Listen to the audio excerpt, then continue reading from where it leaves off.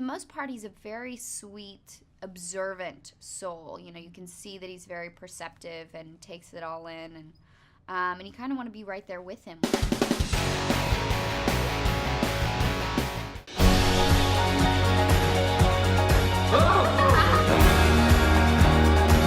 on, Charlie. You can't go living with your cook forever. My cook? Richard set aside enough money for Mama to live 6 months. Do you know who paid all of our bills all those years after that? Mr. Church. He saved us. Do you have a place to stay? She lives with me. You gave me the most important thing life can offer. You gave me a family. What a touching story. Ah. If I didn't know it was a true story, I would, it would be make-believe because Mr. Church is practically a saint, right? I know. He's so sweet. He's such a... We all need a Mr. Church in our lives. Now, when you took on the role, what sort of questions did you have for Susan, who's the actual person that you play? Yeah. It's funny, is I was sort of like... not afraid to ask her questions, but I didn't necessarily know if that's what she wanted out of me. Like, I didn't know if she just sort of wanted my interpretation of Charlie or...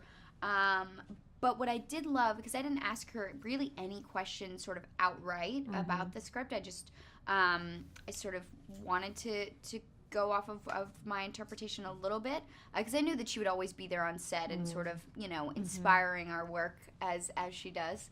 But along the way, as we started shooting the film, she would be around all the time, and so I would constantly, hear little stories about the real Mr. Church or about, paintings that he had painted for her, like different drawings or different sort of talents and skills that he actually had, and things that he would teach her, and the way that she thought about him, and all of those things became very, very important as the filming process went on, but it was never something I paid too much attention to early on. Probably my mistake, but how do you know these things, really? You just gotta give it your best shot.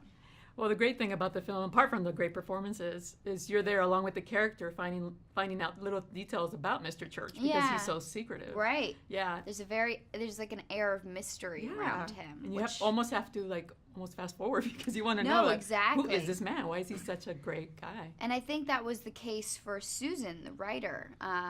With her Mr. Church, she always felt like she just wanted to know him, and I think that's Charlie's battle throughout the entire film is she just wants to be a part of his life and know him and maybe be able to serve him in some way that he's served her. He loves jazz music, so maybe I'll play jazz music for him. Just learning these things about someone, it helps you sort of cater to them in soft or weak moments or whatever it may be. It helps you get to know them. And I think that was a very real thing for Susan. She never quite knew his life and who his people, his friends, what happened to him, his family. Those are all really important questions, but that's what keeps the mystery about it. Right. So. And we've never seen Eddie Murphy quite like this, very low-key and very gentle person. Yeah. What was it like working with him? He's such a different personality. That's how he is, sort of. Oh. I think it's the Eddie Murphy that I know, and I'm not sure if that's just the Eddie that I got because of the character that he was playing in this movie, but he seems to be a very still, quiet, at peace human being. He's never super zany or over the top. Not like his movies. Not quite like his movie. He'll have moments where he'll go off and have, his funny bits, but for the most part, he's a very sweet, observant soul. You can see that he's very perceptive and takes it all in, and you kind of want to be right there with him whenever you're around him. You're just like, what does he see that I don't see in this world? And then there's a scene in the tub with your on-screen mother, played by Natasha McElhone. I have a hard time saying it. Yeah, it's fine.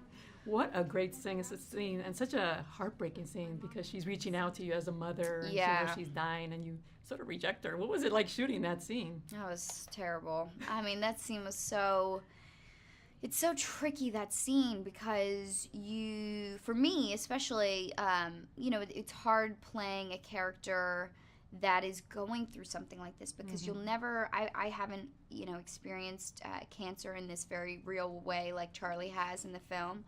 But you're faced with so many things, like the conflict between what the daughter, what Charlie is feeling, and then what her mom is going through, because these are really the end stages of her life, and whose feelings take the cake. You know, how do you nurture each other? How do you get through those times together without feeling all of these, you know, sort of neglect and resentment and fear and all of these sort of negative thoughts that you don't want to be feeling in these last moments together, but you can't help but feel those things. So as an actor, you want to try and play all of it, but also keep it simple and keep it real.